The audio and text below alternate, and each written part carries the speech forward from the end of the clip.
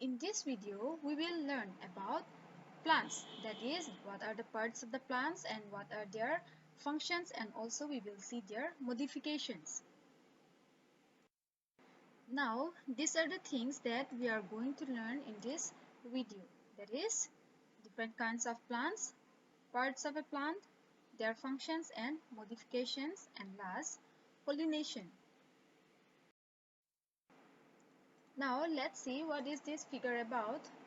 Plants around us. Based on the size and type of stem, plants can be grouped into trees, shrubs, herbs, creepers, and climbers. So again, based on the size of the stem of the plants or type of stem of the plants, these plants are again grouped into trees, shrubs, herbs, creepers, and climbers. First, let us see trees. Trees are tall plants with a thick, strong stem called trunk. So, trees have these tall plants with a thick and they also have a strong stem called trunk. These have many branches arising from the upper parts of the tree. Trees live for many years, some even up to hundreds of years. Banyan, mango, and coconut are few examples of trees. So they have thick and strong stem called trunk, and they also have branches. The branches that are arise on the upper part from the upper part of the trees. And trees live for many years. Some even live up to hundred of years. And examples of trees are banyan, mango, coconut, etc. Now let us see climber. Climber have weak stems and cannot stand erect on their own. These plants need support of whorls or sticks. Grapevine, money plant, and pea are few examples of climbers. So you see the picture here. These are climbers. So climber stem are weak and they cannot stand straight or they cannot stand erect on their own. They need support. They need support to stand. So they take the help of whorls or some take the help of stick to climb. Examples are grapevine, money plants, and pea. Now let us see shrubs. Shrubs have a hard brown stem. They also have many small woody branches and live for several years. Hibiscus, rose, and jasmine are a few examples of shrubs. So shrubs also have hard stem, hard but small stem, hard and small stem. Also they have many other branches also, small branches, but they are smaller than the tree. Like tree, they also grow for several years, but not up to 100 years. Examples are hibiscus, rose, jasmine. Now, creepers. Creepers have very weak stem that grow along the ground. So, creepers, you see here the picture, watermelon. So, creepers have very weak stem and they do not grow like trees or they even do not grow like climbers. They grow on the ground. They grow on the ground. So, what are the examples? Pumpkin and watermelon. Now, let's see herbs. Herbs are small plants with soft, short and flexible green stem. So, herbs are very small plants. They have soft, short and even their plants are even flexible. Even their stems are flexible. So, they used to have a few branches. These plants live for a few months. Unlike trees and shrubs, they grow only for a few months. So let's see what are the examples. Grass, coriander, mint, rice, wheat, and spinach are a few examples of herbs. Now let's see these parts of a plant. A plant body can be broadly classified into two main parts, root system and shoot system. The parts of the plant found below the ground are called the root system. The parts of the plant found above the ground are called the shoot system. So, we have learned this in our previous class also that a plant is again classified into two main parts, that is root system and shoot system.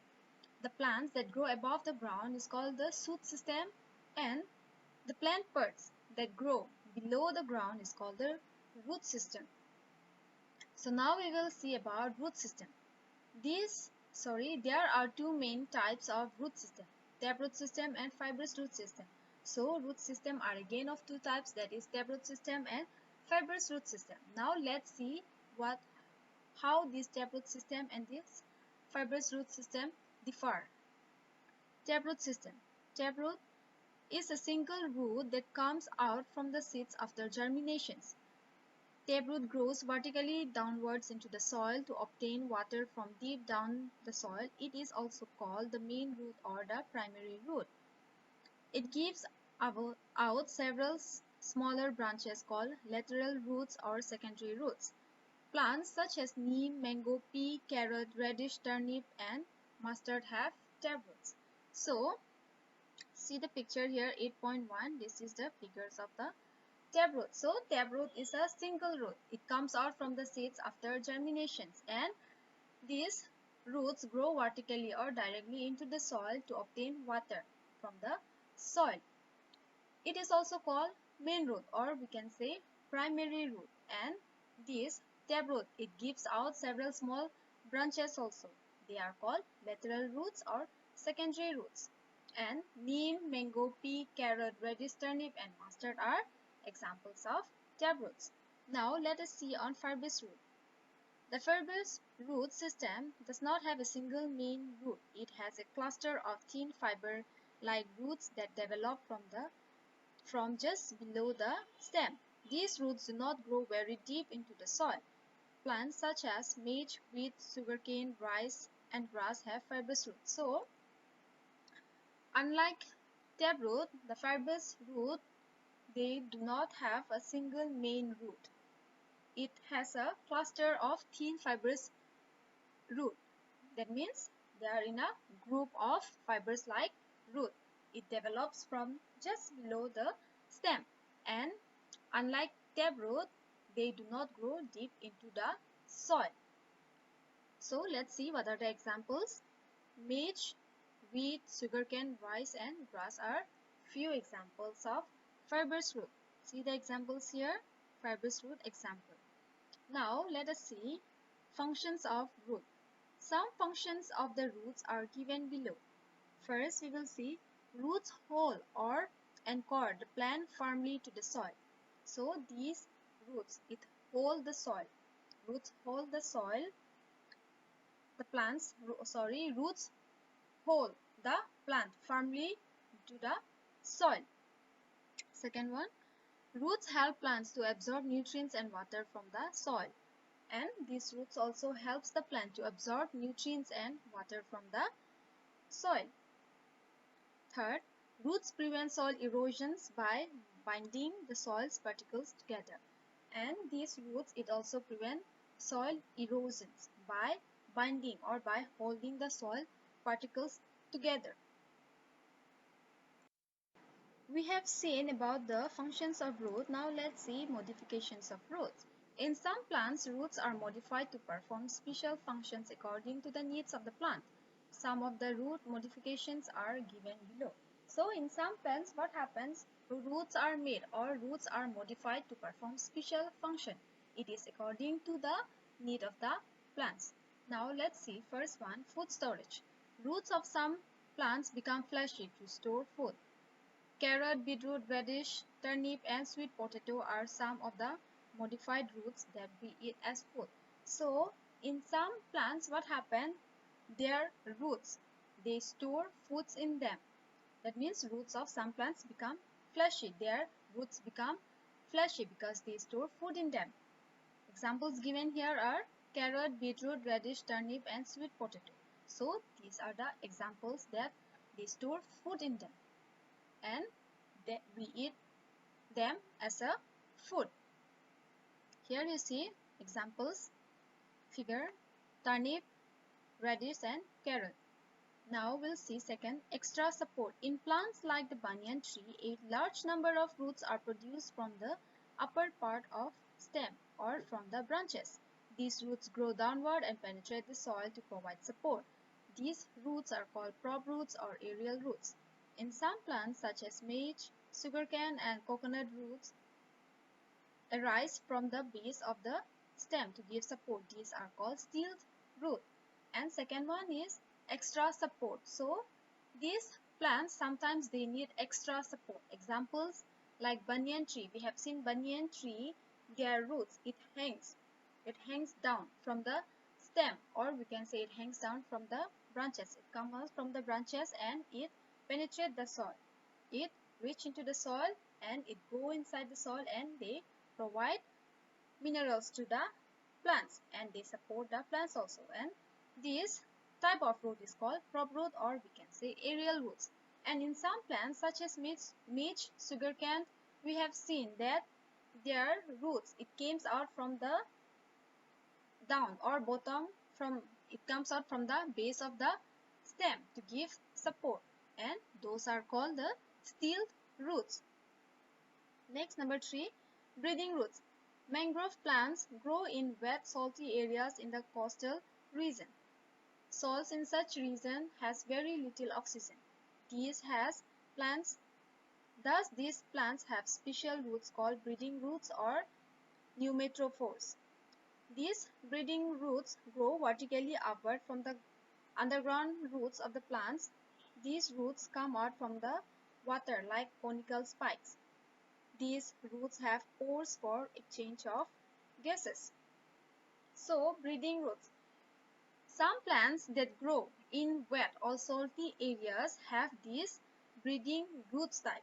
Why? Because in such kind of region, what happened, there is a very little rainfall, very little oxygen, Therefore, these breathing roots or pneumatophores, they carry such types of roots. These roots, they grow vertically upward from underground roots of the plant. Unlike this prop root, it grow vertically into the soil, but this breathing root, they grow vertically upwards from the ground, and they grow up, they come out of the water like conical spikes. In this way, they get the air for breathing. Number 4, climbing roots. Plants having weak stems such as betel, black pepper and money plants have special roots arising from their stem nodes. These roots help the plant to climb up a support such as wall, rock and tree. Figure 8.7. So this is the climbing root. So some plants have very weak stem. They cannot grow up. They cannot climb up, or they cannot stand up like other plants. So they need support. They need support from the wall, rock and trees. And their roots, it comes out from the nodes and it holds the support and it climbs up. And examples are examples of these climbing roots are betel, black pepper and money plant. Number 5, parasitic roots. Some plants such as dodder that cannot make their own food have parasitic roots. These roots attach to the plants for obtaining nutrients and water from them. So, there are again some roots that are called parasitic. Parasitics, from the words parasitic, we know that these types of things that cannot make their own food, they depend on others for their food. So, these roots, they also cannot make their own food and they have their parasitic roots. They attach into other plants and they obtain their nutrients and water from them. So, we will stop here for today. We will meet in the next video.